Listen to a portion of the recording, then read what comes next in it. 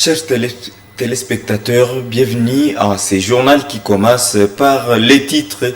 L'évêque de Butembo Beni, Monseigneur Sikuli Palouk Melchizedek, a appelé tous les chrétiens à porter leur croix sans aucune lamentation. C'était au cours de la célébration, la messe de ce dimanche, des rameaux avec les parents de la paroisse Mater Ecclesiae de la cathédrale. Vous en aurez plus dans ce journal. Les jeunes de la même paroisse ont été instruits à propos des charges du pape dans l'église catholique. C'était au cours d'une assemblée générale qu'organise l'UJC de cette paroisse chaque dimanche des rameaux. Nous en parlerons aussi dans ce journal. Restez donc branchés, scotchés, c'est tout pour les sommaires et les détails dans quelques secondes.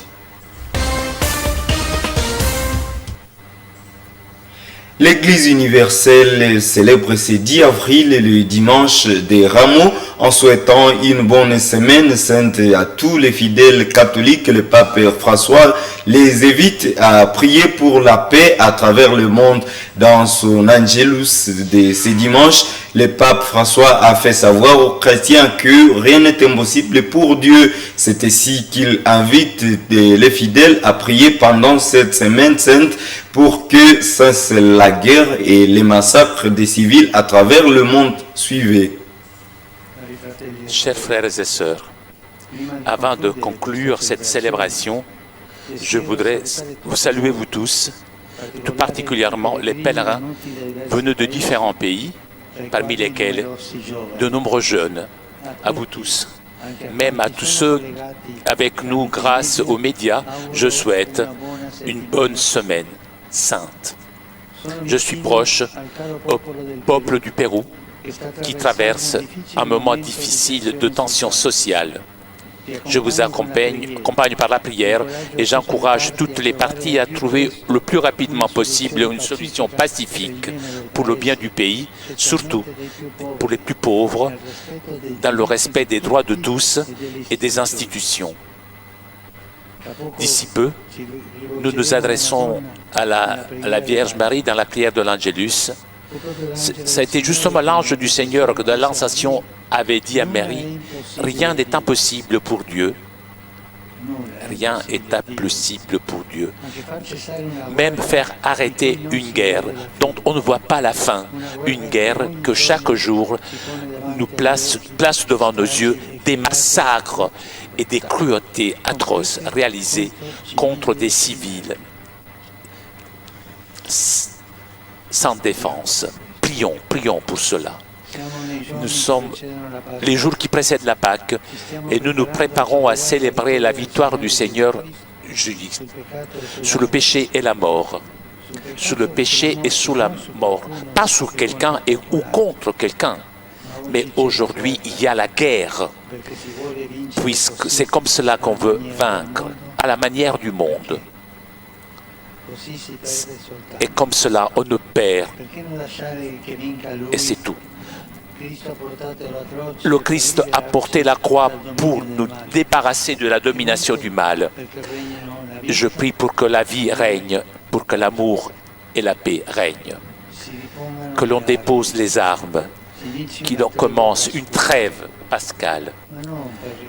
Mais pas pour recharger les armes et pour reprendre les combats, non. Une trêve pour arriver à la paix, avec une véritable négociation,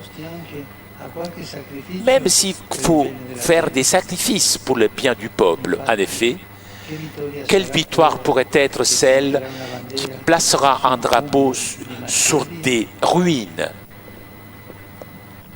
Rien n'est impossible pour Dieu. Nous lui confions pour l'intercession de la Vierge Marie.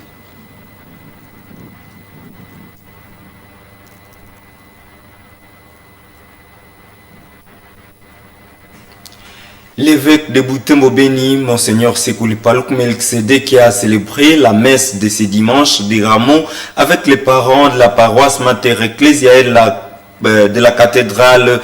Dans son homélie, l'ordinaire du lieu a appelé tous les chrétiens à porter leur croix sans aucune lamentation. Roland Kakim a été présente. Suivons ce reportage.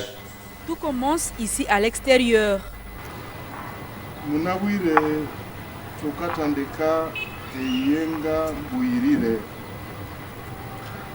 twamabandana hano kuwuma ne eklezia yosi okwibuka ekumbo ye pasika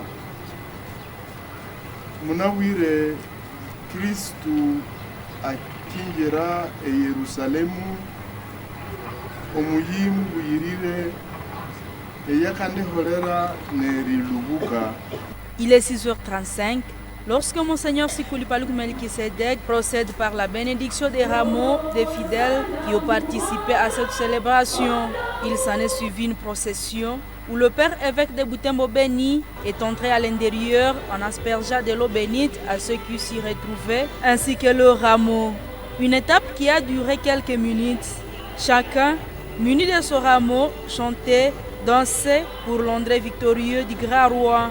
Cette messe était animée par les jeunes travailleurs de la chorale Ségotier de la cathédrale de Butembo qui sont en train de célébrer leur 5e année d'existence. Et dans l'évangile, parlant de la passion du Christ, l'ordinaire du lieu invite les participants à porter chacun sa croix sans aucune lamentation. Yesu Kristo mwatusiira omufano ejere kola ejere kwaka okutonga itambya twangatoka netu omo buyingo bwetu eremukwano tukaheka emisalaba yetu musile erihania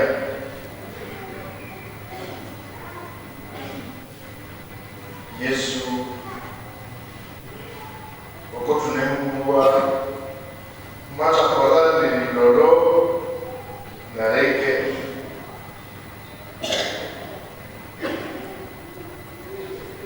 nomo wewe wamutasira kinywa cha mabeki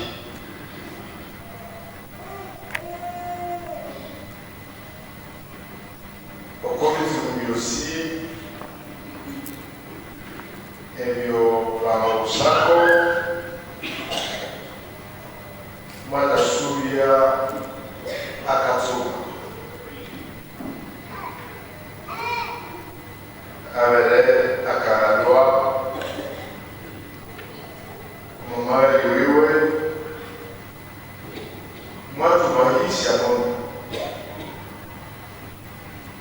nao mwanyira eleketalalewe nomobyala enyamahanga yetatawewe. En portant cette couleur rouge, ceux-ci ont célébré non seulement le dimanche des rameaux, mais aussi de la passion du Christ.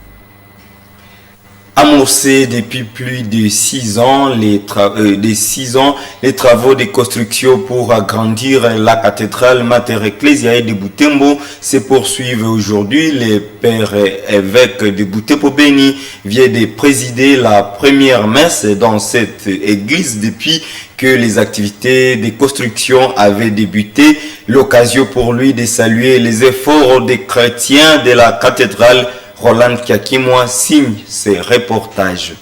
Mater Ecclesiae est la cathédrale du diocèse de Butembo-Béni. Celle-ci est construite au cœur de la ville de Butembo. Elle date de plusieurs années dans ce diocèse. Après quelques mois où se poursuivaient des travaux de réhabilitation qui visaient à mettre sa construction dans les standards des architectures universelles, aujourd'hui, Monseigneur Sikuli Paluku Melkisedek a ouvert ses portes. L'occasion de s'allier les efforts de ces chrétiens et les encourager à faire du bien pour l'Église.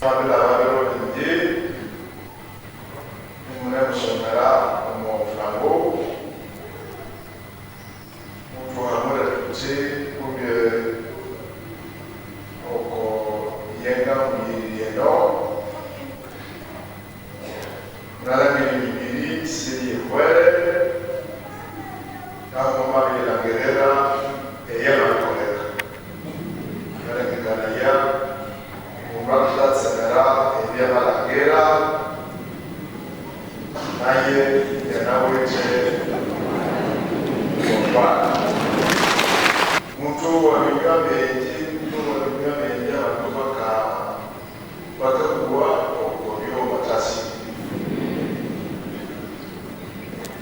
kubyo kwa mubirebe umuntu yana nole biwe yana melalo Siba kutseu abana sababu no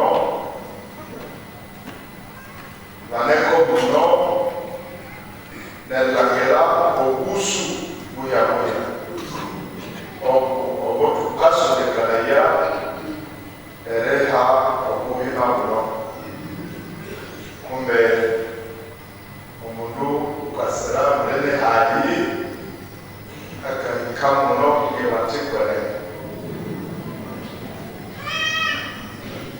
abanyabuteko nekazikwatinelalo. Ces constructions étaient parmi les projets de la cathédrale. Il s'agissait de la construction des caveaux qui serviront de sépulture et la cimentation du pavement. Tous ces travaux sont en cours de finalisation. Chaque dimanche de Rameau, le JC de la cathédrale organise une assemblée générale. Au cours de celle-ci, ils réfléchissent sur la vie chrétienne à travers différents thèmes. Ce dimanche, le diacre Kambale Bruno Aumonier et conférencier du jour est revenu sur les charges du pape dans l'église catholique suivant ce reportage. En tant que jeunes de la cathédrale, nous avons organisé une récollection. La récollection se passe dans la salle Flambeau, ici à la cathédrale. Comme d'habitude, les jeunes de la paroisse Mater Ecclesiae se sont réunis dans cette salle Flambeau. Une prière d'ouverture était la première étape de leur programme. Le révérend diacre Bruno, leur aumônier, était le conférencier du jour. Celui-ci est revenu sur les charges de son sainteté le pape dans l'église catholique. Dans ce thème, nous voulons d'abord comprendre qui est le pape. Une personnalité dans l'église catholique qui est à la place de ses pierres. Nous voulons dans ce thème ensuite parler de son rôle dans l'église, voire dans le monde. Et on pourra continuer, voir qu'est-ce qui peut les différencier des autres évêques, d'autant plus qu'il est évêque comme les autres, évêque de Rome et chef de l'église. Ah, bref, le pape dans l'église, elle remplaça le successeur de Saint Pierre, l'apôtre, à qui Jésus-Christ avait confié la mission de garder son église. Et dans cet état, il est le chef de l'église. Ce dimanche est aussi dédié à la jeunesse. Ainsi, en cette occasion, M. Tadé, président du conseil paroissial, témoigne positivement des efforts fournis par la jeunesse de la cathédrale dans l'évolution de cette paroisse. Et l'IGC qui représente notre jeunesse est dynamique et nous sommes reconnaissants. Et à tout prix que nous avons besoin de leur effort, et quand nous leur communiquons, ils répondent efficacement. Et ils nous rassurent que demain après nous, il faut bien achever tout ce que nous avons comme projet à la cathédrale, parce qu'après la réhabilitation de cette église, nous avons beaucoup trop de projets, surtout des financements dans notre paroisse, pour que la communauté presbytérale vive bien, pour que tous les fidèles, quand ils arrivent, qu'ils trouvent que dimanche, la cathédrale repose à l'esprit que présente la foi catholique. Les jeunes sont aussi appelés à participer au développement de l'Église. Les nouveaux étudiants inscrits en faculté des polytechniques au sein de l'université de l'Assomption au Congo, UAC, ont été accueillis officiellement par leurs aînés ce samedi 9 avril 2022. Les activités d'accueil de ces nouveaux venus ont été ouvertes par une messe dite à la chapelle de la communauté de Kambali. L'aumônier de l'UAC, le père Jean-Baptiste Mbakula, qui a dit cette messe, a demandé aux anciens et nouveaux étudiants en polytechnique de savoir distinguer le bien du mal dans toutes les activités académiques. Suivons ces reportages. Il est 12h lorsque les étudiants et quelques enseignants sont présents dans cette chapelle de la communauté des Assomptionnistes de Kambali. Ils sont majoritairement de la faculté de la Polytechnique à l'UAC. Ils viennent pour présenter différentes intentions au Seigneur et plus spécialement l'intégration des nouveaux étudiants. La messe a été dite par l'aumônier de l'UAC, le père Jean-Baptiste Mbakula. Dans son mot adressé aux participants pendant l'homélie comme à la fin de la messe, le père Jean-Baptiste Mbakula les a appelés à distinguer le bien et le mal. C'est pour réaliser leur vision. Pendant ce temps, il leur a rappelé qu'ils ont le devoir de reconstruire un nouveau monde. Donc tout le monde de nous a ce devoir de transformer le monde, de créer une nouvelle terre, c'est-à-dire changer la face de la terre parce que c'est le mauvais que nous voyons. Mais comme c'est le mauvais que nous voyons, il faut que, parce que le Seigneur nous a fait la force, l'intelligence, la santé, tout ce que nous avons, c'est par cette grâce que le Seigneur nous a offerte que nous avons ce devoir de transformer le monde quand nous aurons atteint notre objectif. Notre objectif, c'est quoi? Je sais que chacun de nous a son objectif. Et sans le dire même, tout le monde sait pourquoi nous sommes ici à l'UAC. Et donc, nous avons ce devoir d'atteindre notre objectif. Et d'une manière générale, de cet objectif, c'est un jour arrive quand nous allons voir ou nous aurons constaté réellement que nous avons déjà transformé le monde, nous avons déjà donné une nouvelle figure à Butembo, nous avons déjà donné une nouvelle figure, c'est-à-dire une nouvelle beauté à la ville de Butembo, à la ville de Beni, à la ville de Goma, et donc au monde. Et c'est ça notre souci. À la fête de la messe, les participants ont été bénis pour le reste des temps à l'UAC au cours de cette année académique 2021-2022. Le tribunal des grandes instances de Butembo confirme le diocèse de Butembo-Beni comme propriétaire de l'immeuble où se rassemblent les membres de la permanence CIO. Ceci est contenu dans les jugements rendus depuis le 4 avril 2022 à Butembo. Au cours de la semaine écoulée, Radio Moto Butembo Beni est entré en contact avec cette décision le jeudi 7 avril 2022. Suivez ces commentaires.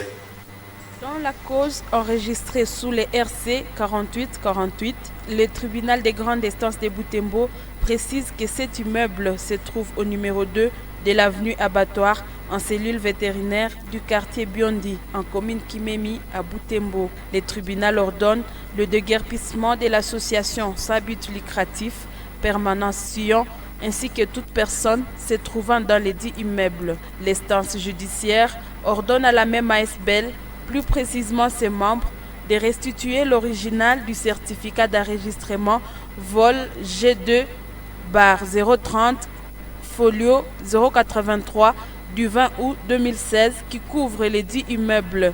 Dans cette cause RC 4848, initiée par les diocèses, le tribunal des grandes instances de Butembo dit qu'il n'y a pas lieu de condamner la permanence Sion au paiement des dommages et intérêts. Une autre cause associée à la première est celle introduite par quelques sionistes.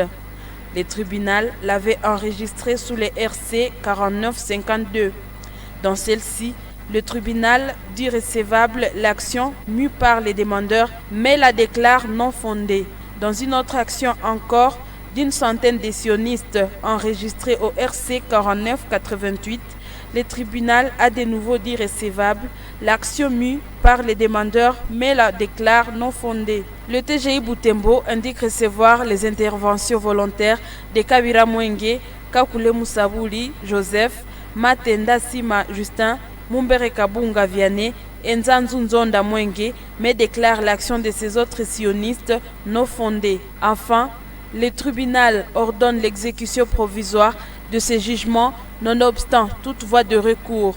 La décision du tribunal des grandes instances de Butembo est la conclusion des procès qui aura duré près de 12 mois d'instruction, tout tourné autour du bâtiment construit par les membres du renouveau charismatique catholique de la paroisse Saint-Cyril d'Alexandrie. Certains membres de ces groupes avaient été reprochés vers 2018 de déviation dans la foi catholique. Pour ce faire, l'évêque de Butembo Béni avait suspendu les activités de ces groupes le 8 décembre 2019. Monseigneur Sikuli Paluku Melchisedek avait levé cette suspension en décembre 2020. Résultat, le groupe Jésus Prince de la Paix de l'UCG a repris toutes ses activités depuis le 25 décembre 2020. Certains anciens membres de ce groupe ont déjà choisi de quitter l'Église catholique pour prier à l'écart. Au finish, le tribunal confirme que ce bâtiment appartient au diocèse. Ce dernier a toujours démontré que les dits immeubles avaient été construits avec les offrandes des fidèles catholiques. Merci de nous avoir été fidèles, c'est la fin de notre journal. Nous vous proposons de rester sur la même chaîne pour suivre l'intégralité de la messe de ce dimanche des Rameaux, tout juste après ce journal. Merci et au revoir.